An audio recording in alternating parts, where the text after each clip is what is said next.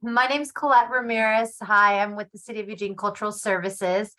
Um, I am the Community and Cultural Affairs Senior Manager, and my pronouns are she, her. We're not going to go around and do introductions, but if you could rename yourself and add in any organization that you might be associated with and any pronouns, that would be awesome. You should be able to go into the top right-hand corner of your picture if you're on a desktop and click on the button with the 3 periods and update your name. I am going to introduce, before we get started though, a couple people who are also with the City of Eugene. So why don't Molly and Martin, you introduce yourself briefly, and then we'll dive right in. Hi, everyone. My name is Molly Minette, and I am with the City of Eugene Parks and Open Space. And I work with a few of our programs. I'm part of the community engagement section, and I work with the volunteer program, our park safety program, and our park reservation program. Thanks, Molly. Awesome. Martin, can you introduce yourself too? Sure. Hi, I'm Martin Dellinger, and I work in the marketing division for cultural services. So I help promote a lot of the events that we have going on, as well as these Art in the Park programs that we have coming up. Awesome. Well, thank you all for taking time on your Thursday afternoon to be here. Our goal for this info session is really to make sure we answer any questions you have. So I'm going to be walking through mostly the website and talking through all of the different tabs, the criteria, the application. I'm not sure if we'll get to the budget today, but we have a recording and a budget document, and then be here as an additional resource for you all. And I will be taking questions as we go as well. It's not like a big presentation. I'm hoping we can have a conversation, because what I've seen through our other grant process, Downtown Program Fund, one person had a question and it generated additional questions as well. So for us, this is our pilot year with Art in the Parks. And we believe that community-driven events and programming build community, they uplift the soul, they really help fulfill the vision of you all, and really fulfill that vision of our increasingly diverse city as well. And we recognize the importance of the existing cultural events that occur in Alton Baker and around the park system. And we want to encourage growth of more events and more cultural programming. Much of the reason we all love living in Eugene is because of the art and culture that is here, and because of the beautiful park system. And so we're combining both of those. The 2023, I'm just looking at some notes. Art in the Parks program seeks to steward vibrant, inspiring places that foster personal, community, and environmental well-being, cultivate a sense of belonging in the park system, and pride in historically underrepresented groups such as Eugene's BIPOC and LGBTQIA+ populations, low-income communities, people with disabilities, unhoused individuals, youth, and seniors. We also want to nurture relationships and promote cultural exchange through arts experiences that honor and celebrate diversity while striving to inspire empathy, understanding, dialogue, wonder, and curiosity. I'm going to go ahead and share my screen right now. Welcome those of you that are just hopping in.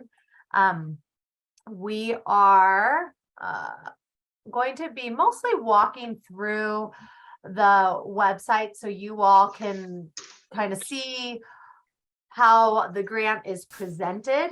And then also we'll be taking questions as we go. This is being recorded currently, just so you all know. And then what else do I want to say before we dive in? I should be able to manage the chat, but Martin, if you can help me kind of just keep my eyes on the chat, that would be really awesome. I'd really appreciate that. So, all right, let's see. Any questions so far? And actually, I can't see everyone because I have some notes up, so feel free to just unmute if you do have questions, or use the yellow, the hand feature in Zoom. All right, I'm just going to go ahead and keep going then. So You can Google Art in the Parks. Obviously, you guys found the online session, so hopefully you've already seen this website. The deadline for submission is noon on April 17th, which is a Monday. I imagine, we'll be accessible leading up to it. Often most people submit kind of the week before, so we'll be ready to take phone calls and answer any questions as you go. We encourage folks to get it done sooner, but I'm just going to go through these eligibility requirements. So Art in the Parks grant is open to all organizations and individuals headquartered and physically residing in Lane County. Proposed programming must take place between June 1st and October 31st. That timeline will probably change in the future. This is the pilot year, and we are going to change the timing of when this is released to the fall, and when the grants are awarded will be probably more November, so we can align with the park reservation system. And we're going to get into kind of the whole eligible parks and parks FAQs here really soon. And so I imagine in the future, programming might even be April 1st to October 31st, just kind of extending that time frame. Programs should be made as accessible as possible for community members. And if it's not a free event, then a portion of tickets must be offered for free or on a sliding scale. And we can discuss that if you are awarded, how many is required and what does that makeup look like. And then this is an important one. Applicants must provide a one-to-one cash, in-kind, and or volunteer time match for the project that equals the amount of your Art in the Park grant award. So if we award you $1,000, you need to have at least $1,000 towards your project cost. And we get into more detail through the budget template and as you fill that out. But we wanted to make sure that it wasn't just cash. And so it could be 100% volunteer time as well. And then noted here, volunteer time, we have a nationally established rate of $29.95 for you to note your volunteer time or account for your volunteer time. And then if you have more than one amazing program or project, you can submit a proposal for up to 2, but they must be separate proposals. And then there can't be any kind of open litigation or claim with the city. So those are the official eligibility requirements. And then this application process. So this is really important, I think, as you prepare. So the application is a form via the City of Eugene.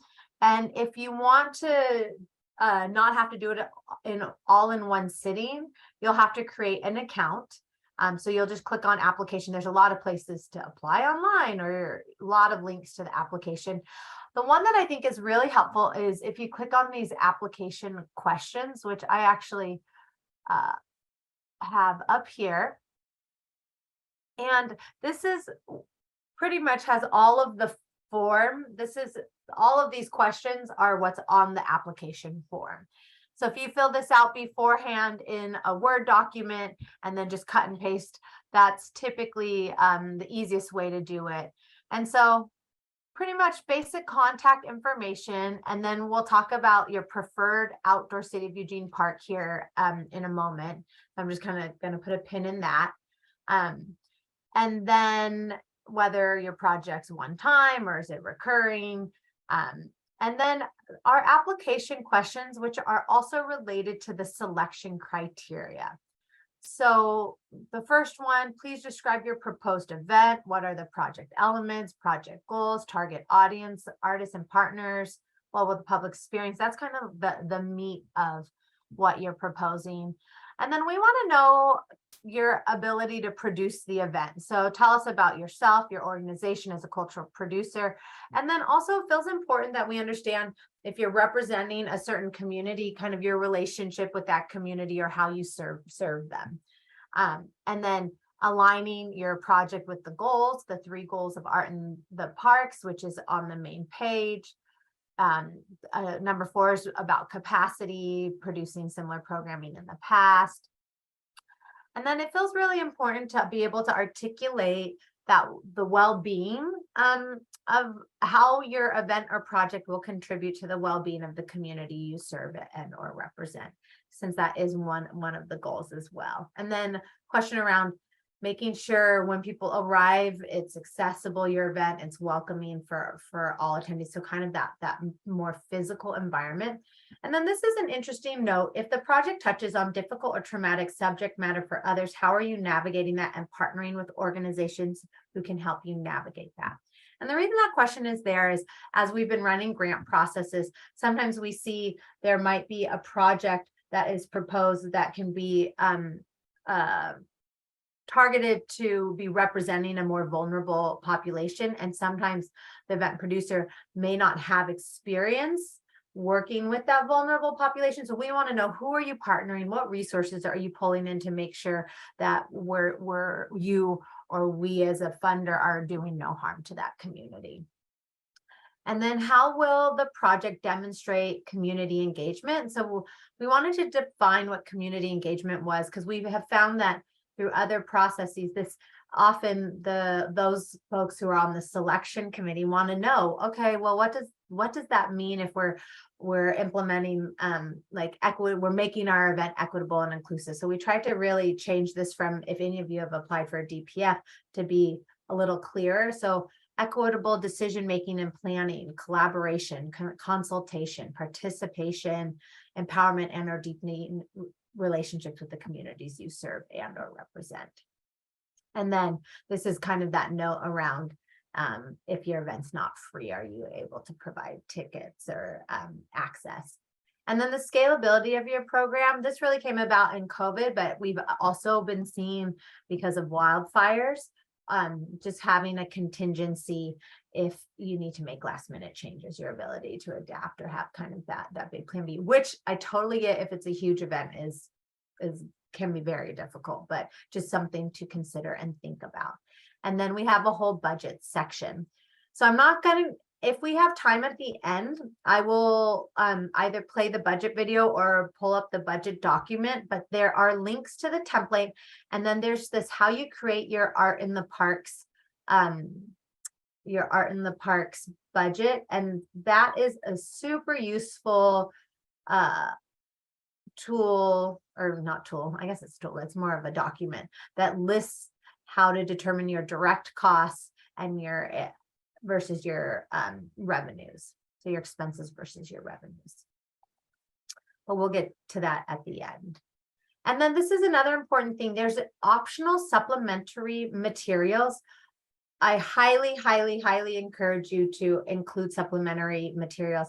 I don't think there's been any event that has been awarded that has not included supplementary materials. That's really how the selection committee's able to look at what you've done in the past and get a sense of who your organization is.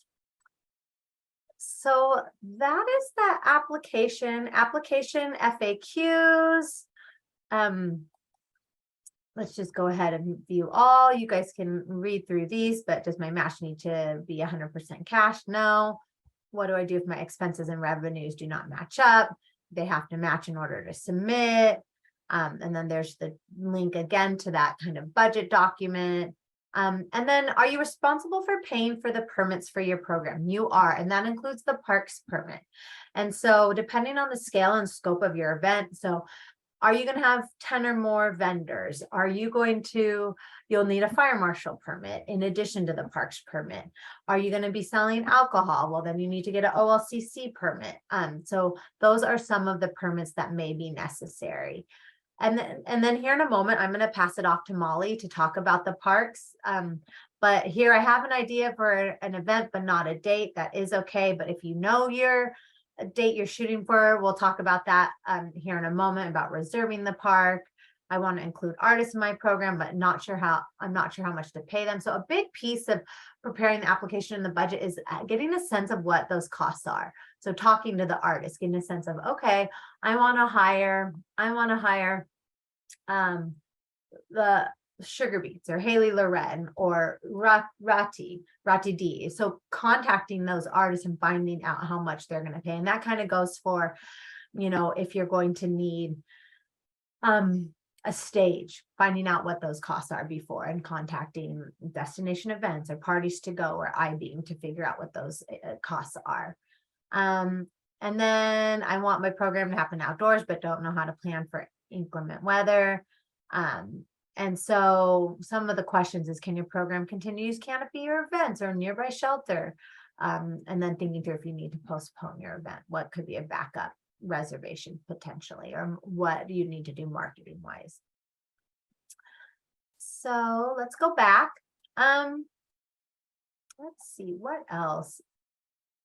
I think the selection criteria I kind of spoke to as part of the application process. It's just reworded a little bit differently, but it really takes the questions from the application and the selection committee, which will be made up of City of Eugene staff, so cultural services staff, parks and open spaces staff, cultural producers, longstanding partners. We haven't identified everyone for that committee yet, so I can't speak to exactly who that is, but typically there's 5 to 7 people on that selection committee, and they will, when the applications close, they will receive all the applications. They'll receive a rubric with the selection criteria, and they'll review your content and your material, and then have a pretty robust discussion around which events and projects are selected. Any questions so far?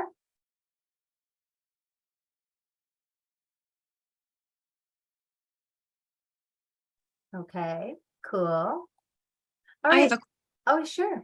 I'm so sorry. This is Sarah with Active Bethel Community. So just to clarify, is this specifically this grant for like performing arts or actual art itself? How is it? What are you guys kind of envisioning for in terms of art in the park, I guess? Yeah, I would say it's kind of the broad definition of art. So it can be a cultural event. It can be, if you're wanting to bring a performing artist to the park, it can be that. It's not intended to be for temporary art installations per se. So that might be something that we'd like to implement that in the next few years, but in this pilot year, due to capacity and just getting the program up and running, really focused on kind of the events and gatherings side of things versus the temporary art installations. But that doesn't mean like the Black Cultural Festival has had some like temporary murals up that said like Black is beautiful. Like that's a temporary art installation within an event. So I would say something like that's great, but if you're trying to do a kind of a standalone temporary art exhibit, that's not what this is intended for this year. Did that answer your question?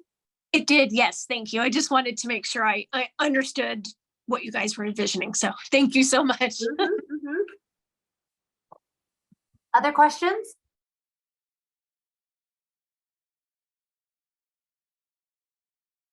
All right, Molly, why don't I'll go ahead and while you talk, I'll go ahead and pull up the eligible parks, and I think I can click on some tabs while you're talking. It looks like we have another question. Oh, yes. Is that Mariko? Oops. Yes, thank you, Colette. Perhaps you've already touched on this topic, but I was wondering if the art that we offer, for example, a film, needs to be available to all ages. Like, for example, does it have to be PG if it's a film, or G? What are the rules around that?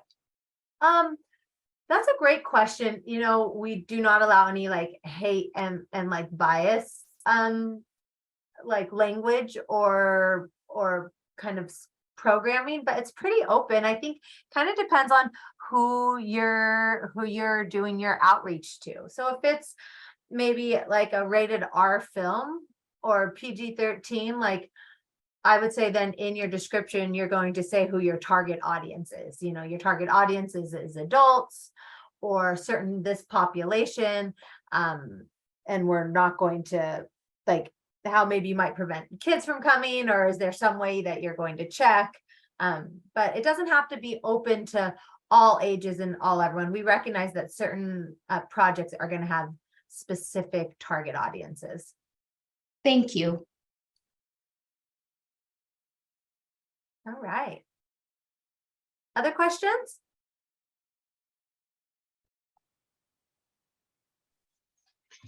I have a question. Sure.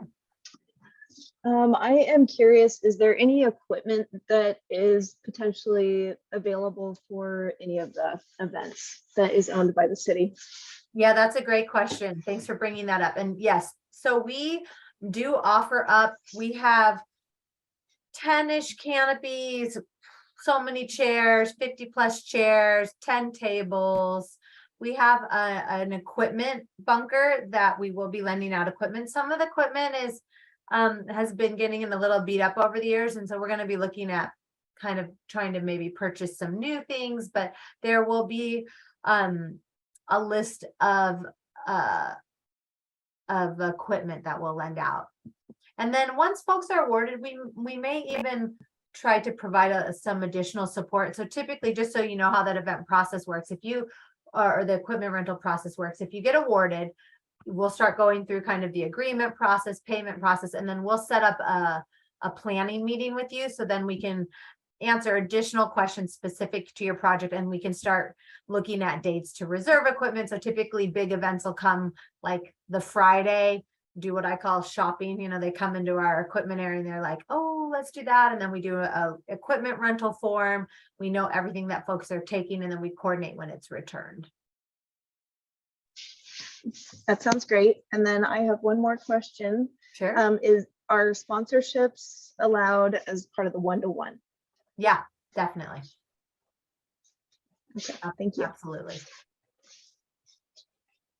Great questions. Thanks, everyone. Other questions before we dive into the parks part?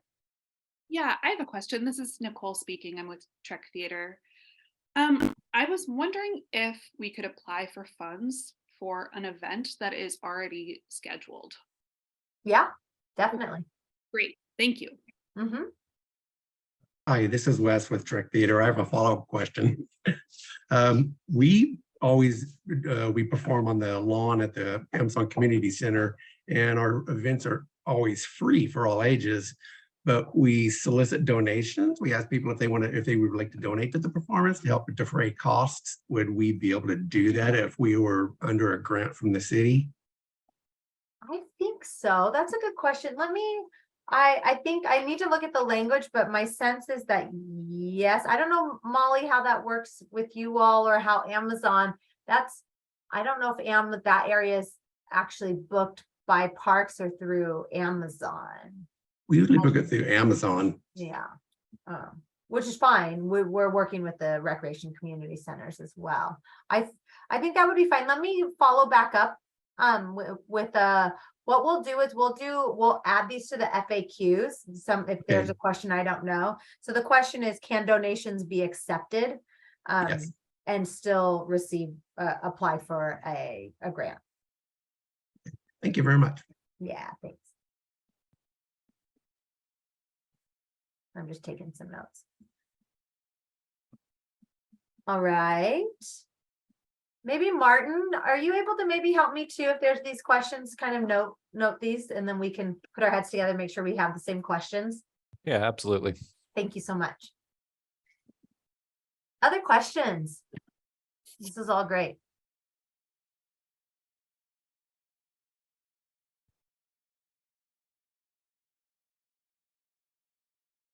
Okay, we're going to dive into the eligible parks. Molly, do you want to go just kind of start us off?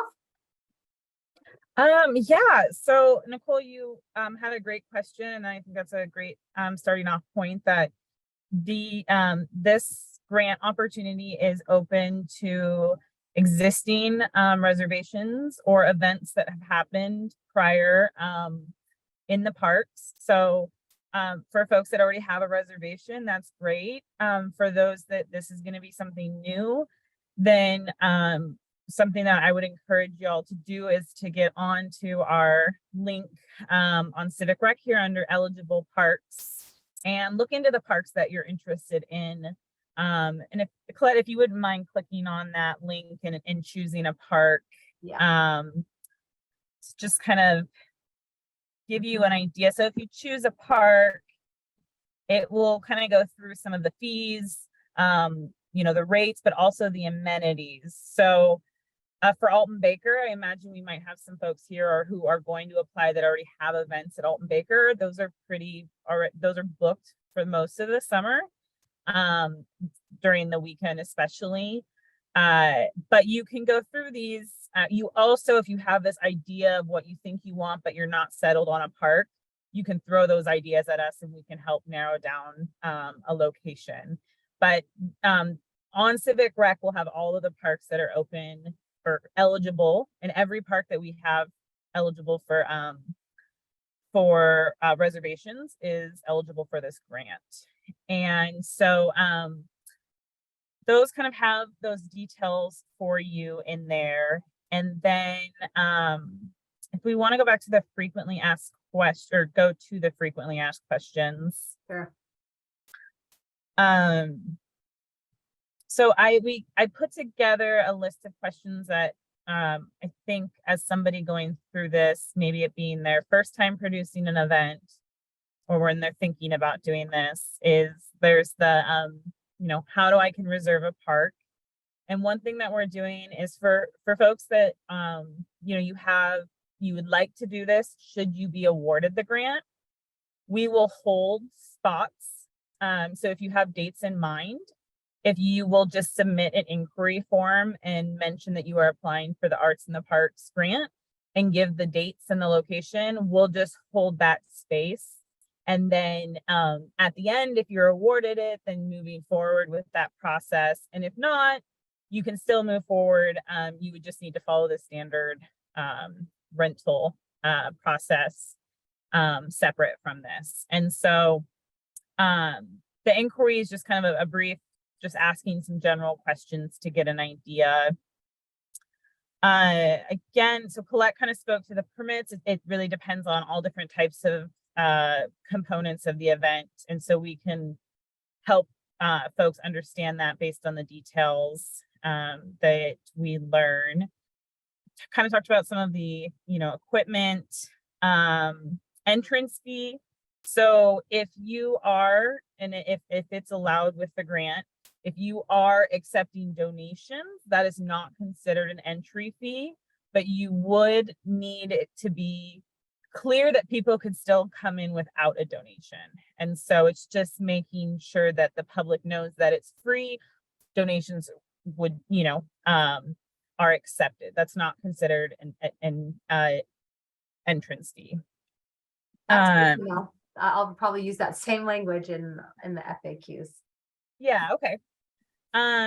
So amplified sound, we there is a plan kind of that we would go through to understand like what type of sound, the time, such. When you're going through eligible parks, you'll see that some of them do not permit amplified sound, but we can make exceptions. We just need to look at the totality of it. So don't let that be something that discourages you from selecting a park. While opposite of that is that some of our parks do not permit alcohol, and there aren't exceptions to those. So when you're going through the eligible parks, it'll tell you whether or not alcohol is permitted. And if you are going to have alcohol, then in here is a list of what the OLCC requires. So a lot of the stuff that Parks has outlined, our permit requires either through OLCC, the fire marshal, our risk services. So that like we're holding it there. And then there's an outline of if you're going to serve food. If you are going to have like a controlled access, like in terms of people have to pay to come in, then you can control if they bring food from the outside. And if you're not, then people should be able to bring in non-alcoholic and their own food into the event. And then, yeah, the insurance part, I mean, I'm sure that's something that Colette will be working in collaboration with us too, is just helping people understand the different insurance. And again, it'll kind of come down to what your event is doing, the audience, all of that. So I have a the only question, other- Molly, really quick Yeah. for you around insurance. What is the threshold, if you know off the top of your head, when insurance is required as part of the park's permit? Is there an attendance threshold when it's required?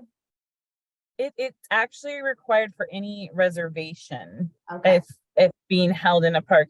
The amount depends on how many people the event is Okay. in attendance for. And that's where Jody with the ERC or risk services will kind of help us understand that okay. part. Just so you all Um, know, typically for like a large scale event, so when I say large scale, it's probably like 250 people. If it requires any additional permit, like a fire marshal permit, OLCC, it triggers our general liability insurance limit, which is a $2 million general liability with 3 million per occurrence.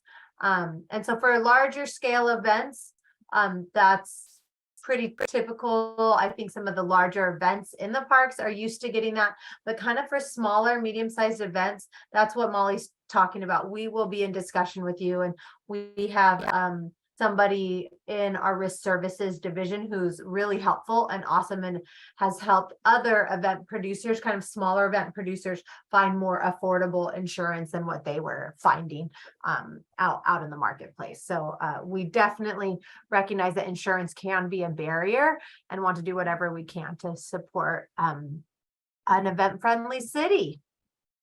Yeah, absolutely. And when you do work with somebody in that expertise like Jody, you do realize that it is more affordable than you think. And it really is important for you as a producer to have that insurance to protect yourselves as the producer of the event. So that's one of the great things that, I look forward to in this collaboration is being able to walk folks through and kind of learn this process together. And so we are here. Do you want me to touch on anything else right now, Colette? I don't think so. Let's open up to questions. Does anybody have any questions for Molly, even about specific parks potentially, or anything she covered?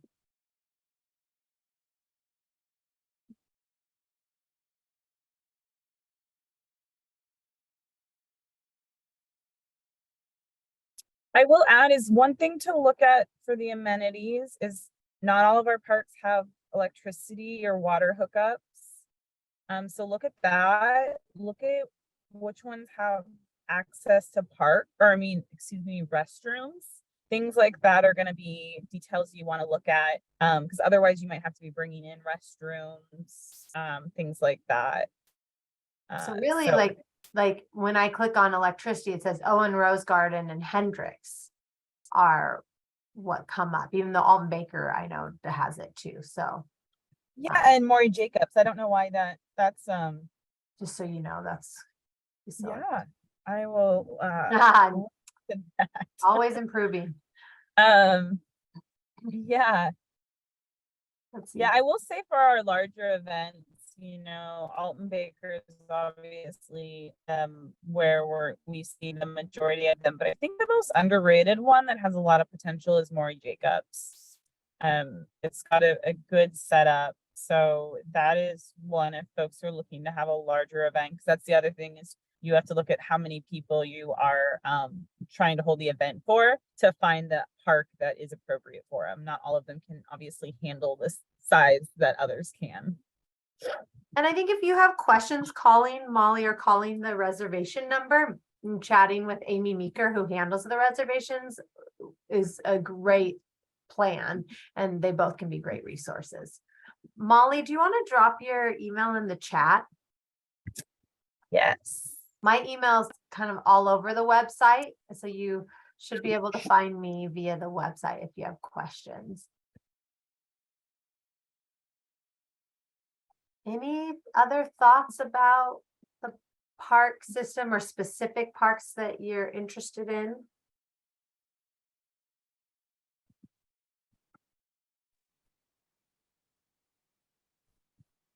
All right. Okay, so getting into expectations and support, then continuing down. If awarded, cultural services expects the awarded individual organization to conduct all your own marketing and promotion. We do have a marketing toolkit. Oh, there's a chat. I just saw. I'll get to that in a second. I'll click on this. This is kind of a helpful toolkit that Martin put together that discusses some of the main ways we typically advertise.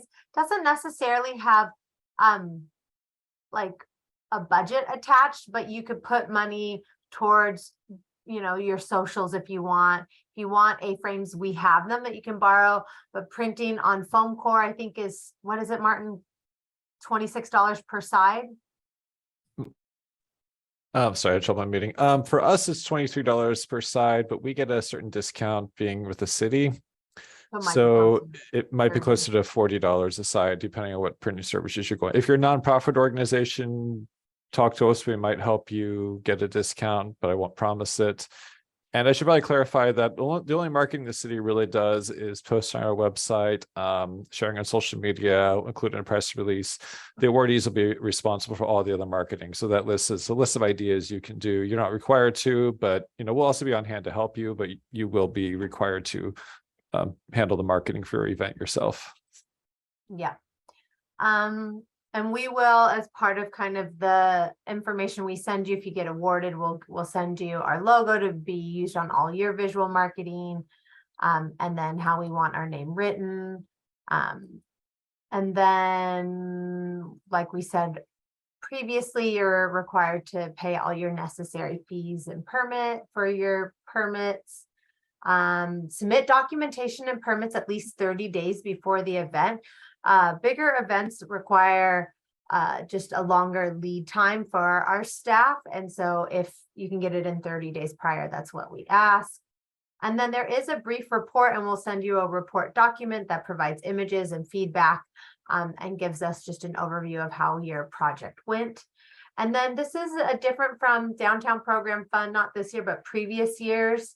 If you've applied for that, awardees will receive 80% of the funds upon award notification, and then 20% upon completion of your final report. And we will, as part of cultural services, provide an initial consultation, including advisement on permits. And for larger, more complex events, I can schedule a meeting with folks from our permit department so you can get any questions answered. We're here to support you throughout your process, so you can contact me anytime. We have the marketing toolkit, some publicity, like Martin said, and then access and to city equipment. And then Parks and Open Spaces will place a temporary hold on the date. So through that rental inquiry form, review applications to ensure event proposals meet park rental standards. They'll be providing a representative on the selection committee who just can help us think through kind of that through that operational lens, communicate to awardees the timeline for submitting payments and all the documentation, provide logistical support, and a walkthrough of the site, which is really valuable before. And then seek feedback. So that's the expectations and support. And then we have the timeline. So the call opened on Friday last week. Today's the 23rd. The call closes at noon on the 17th. May 1st, the selection committee will be meeting, and on May 5th, recipients announced. And from there, we will begin the agreement process and dispersing funds. And then actually, we should probably add on the timeline here, the final reports due, I think, November 14th. And then just once again, the timeline is going to shift next year into the fall. So that will allow us to align with the parks reservation system and make sure you all can get your dates in before they fill up. So that's that for now. I'm going to just stop sharing, see if we have other questions, and then we can discuss the budget. I don't think we may or may not have time to watch the budget video, but I have a link for you all for the budget video. But before we do that, any additional questions from folks?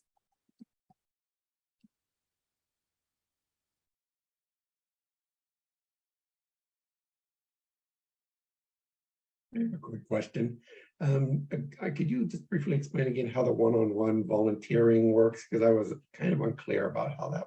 Yeah, you know what? I'll go ahead and I'm going to share my screen again, and I'm going to actually put a link in the chat, which is 3 pages with a lot of detailed information around filling out your budget. And then let me also put, where's the link to the budget template?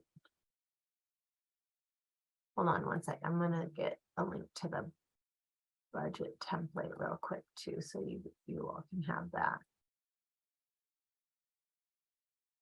One moment while I do that. Oh, I actually think you have to click on it in the application, which I'm gonna put in. There's a template in the application.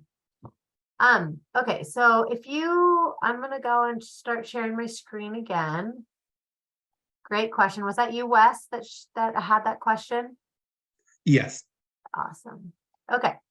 So the one-to-one match is what is required as you fill out your budget template. And so let me just pull this up really quick for you all to see what the budget template looks like. And then we have a whole video that I dropped in that's 15 minutes of us filling it out and kind of describing it. So in the end, your cash and in-kind amounts of your revenues have to equal your expenses. So that's that like the one, and then the one-to-one matches. If you ask for 2,000, then let's say your volunteer time equals 1,000, then that's that one-to-one match. You can go over. So then let's say you get a sponsorship for $1,000, and then you have volunteers as well. Well, then you went over the one-to-one match, but that's totally fine. Did I share my screen? Can you all see it or no? Yes. Okay, good. So this is really detailed. I'm wondering, would it be helpful to watch the video right now? We have time. Who would like to do that? It's about, I think it's 14 minutes, 16 minutes. So we just would have just enough time. Would that be helpful to watch together and then answer any questions, or are there additional questions? Wondering what you all would. Sounds good to me. I'd watch it. Okay. I would watch it regardless. Anybody else prefer to watch it together? Hi, everybody. My name is Claire. Welcome look to it. the. Can you hear that? I pressed play. Could you hear the sound? Yes, we can hear Claire. Okay, I'm gonna go ahead and play it. Hold on one sec. I'm gonna move something really quick. If anyone has questions, you can type them in the chat and we'll address them when we can. Yeah. Budget informational video where I will practice filling out the budget template for you to complete your downtown program fund. Really quick, this is for the downtown program fund. We're going to be uploading one for Art in the Parks, but it's the same budget template. Application. If you have any questions about how to do your downtown program fund application and budget, please email Colette Ramirez, and I will put her email into the chat for you to copy. That's Colette Ramirez. So let's get started. So you get to the budget template by visiting the application tab of the Downtown Program Fund page. Here we are at Downtown Program Fund page. This is a little different. Scroll down. Here's the different tabs. Go to Application tab. So you can click on the list of application questions. When you're ready to actually apply, you'll click on the Downtown Program Fund application. But for now, under list of application questions, scroll down to the budget section to fill out your answers. Here's the budget section. And this is Under the same for the Art in the 15, Parks. Use this application. attached template to fill out your budget and include with your application submission. So now I'm going to practice filling out the budget template with you. And don't forget that all of these instructions are also written down on this document linked here, how to create your downtown program fund budget. for step-by-step instructions. I already have the template opened up and started filling it out. I'm just going to walk you through this. Feel free to pause this video, go back, rewind, and listen to it again. And don't forget, you can always email us for any questions. So let's start with revenue. This is the money that we are bringing in for our proposed event. I always like to start with what I already know. So we know, for example, that we want $2,500 from the Downtown Program Fund. That is pending because we haven't received it yet. We are going to indicate that here as our organization's request. What else do we already know? Let's see, we know that we need volunteers to run the event. Volunteers would not be considered cash, but in kind because they are donating their time. Their time is valued at the federal rate of $29.95 an hour.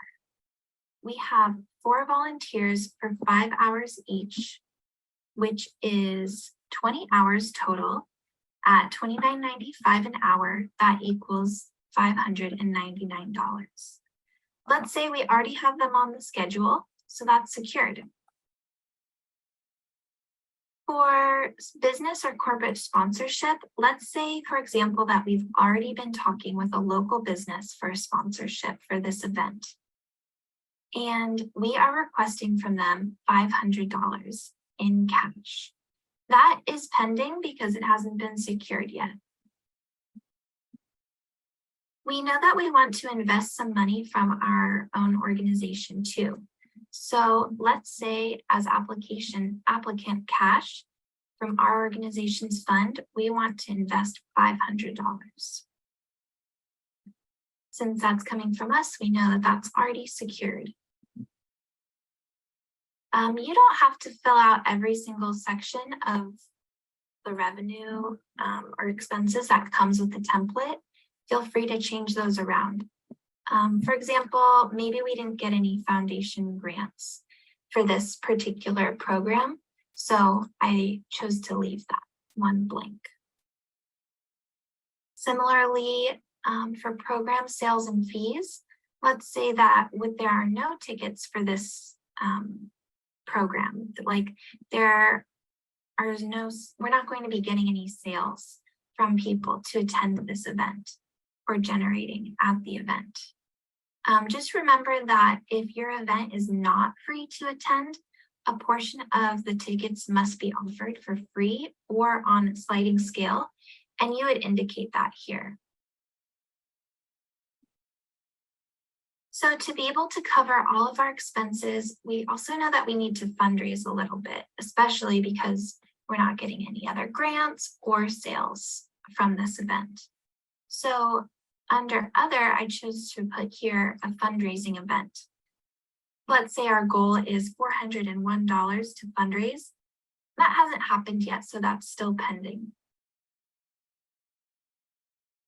So we filled out most of this already at this point. So I wanted to talk about the match requirement now. So this revenue section is where we would indicate the amount that we are matching. So remember that we need to provide a 1-to-1 match amount with this grant. So the grant is for $2,500, which means we need to match $2,500. That's the 1-to-1. Basically, we need all these boxes in revenue to match the Downtown Program Fund box, this amount. These 2 boxes need to match. But luckily, this match section will automatically total. So you can see if you click on this, it will automatically total all of the cash here, all of the in-kind here to equal your total match. And you just want to make sure that that is the same number as your organization's request. A note about the match, though, is that your match can be any combination of cash or in kind, which also includes volunteer time. That means that you can even have 100% of your match be volunteer or in kind.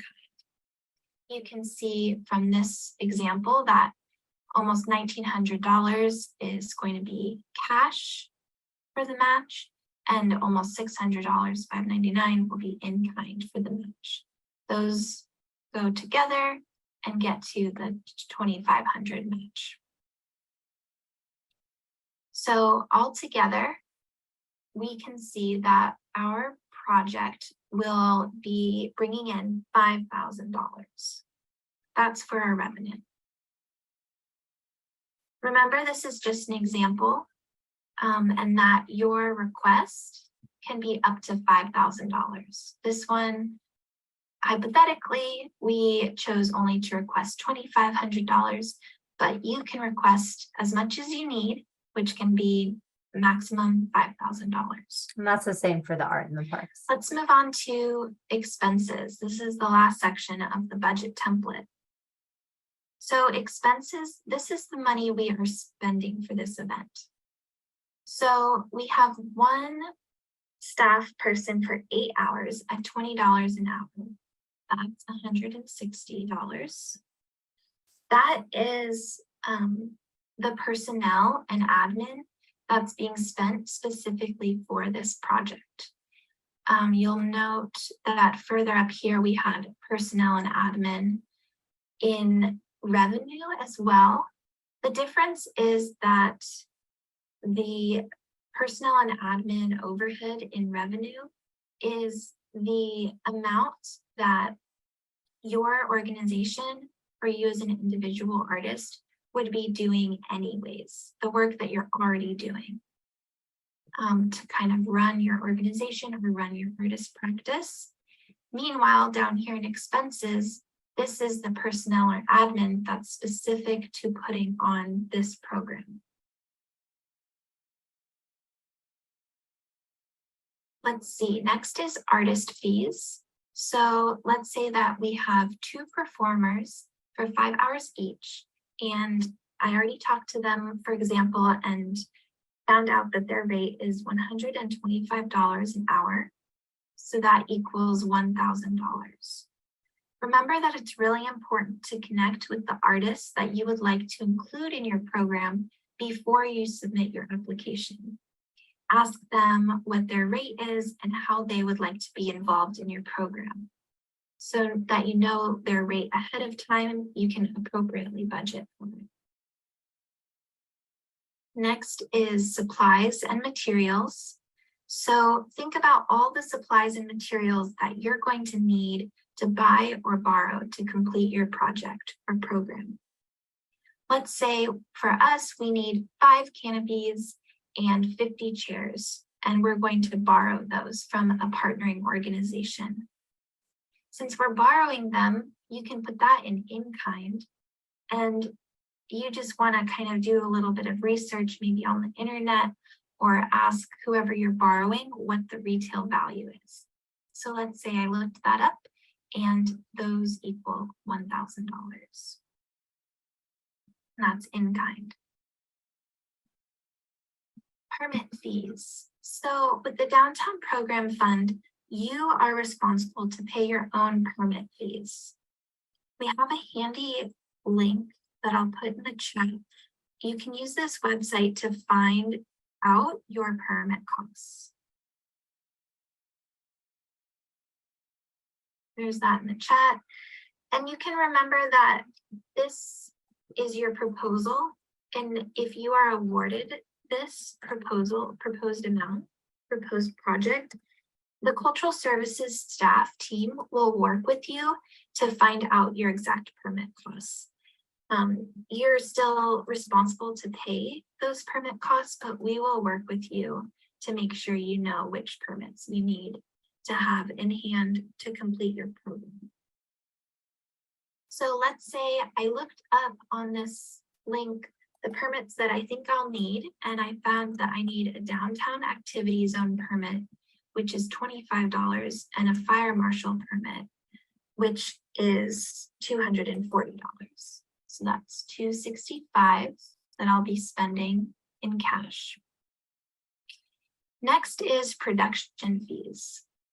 So these are all the costs that it's going to take to put on your event, including things like renting porta potties, purchasing temporary one-day event insurance, or maybe hiring a photo booth rental company.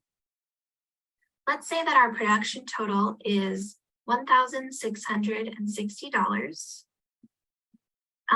You might have more, you probably will have more production fees. So you can put that here under cash or in kind. Next is promotion and marketing. So similar to permit fees, you are responsible for doing all of your own marketing, but Cultural Services is here to support you. So Cultural Services will offer some social media and website marketing, but you really need to do all of your own marketing, and you're responsible for paying for that as well. So let's say that for this program, we're going to print posters and run some social media ads a couple of weeks leading up to the program. And let's say the total of that is $316. Volunteer time is the last line item under expenses. You'll notice that volunteer time also shows up in program revenue. And these are the same numbers. We have 4 volunteers for 5 hours each at their federal rate for $599. That is the same here. It's a little confusing, but basically their time is considered a expense that it takes to put on your program, but you're also receiving that from volunteers as an amount that you're bringing in to support your program. So you just put the same number there. If you have any other program expenses, feel free to add it here. And that's all of the line items. At this point, everything's automatically totaled. And so you can see that our project expenses matches our total project revenue. They're both $5,000. It's important that your revenue and expenses match. For this grant, they must match. And if they don't, just rework your budget and find where you can spend more or less, or ways that you can bring in more revenue to cover your expenses. In our handy step-by-step information document, how to create your downtown program fund budget, it also lists a couple of ideas of how you can bring in more revenue to cover your expenses. Things like fundraising events or reaching out to more businesses to get business or corporate sponsorships. So I really hope that this was helpful, that you can use this as a walkthrough as you're filling out your budget. That's everything I have for you today. We're really excited to see your proposals. All right, y'all. So that is the video. I dropped it in the chat. I also dropped our the Art in the Parks Fund application info for the budget. We're almost at time. I hope you found that helpful, and thank you so much for being here. Any last questions?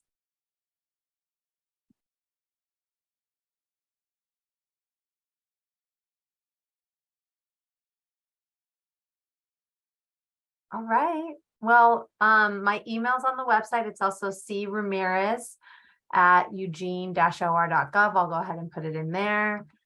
Feel free to reach out to me, and I'm happy to answer any questions. So thank you all so much for being here. Really appreciate it. Thank you. Yeah, take care, everyone. Thanks, Colette. Yeah, bye, everyone. Bye-bye.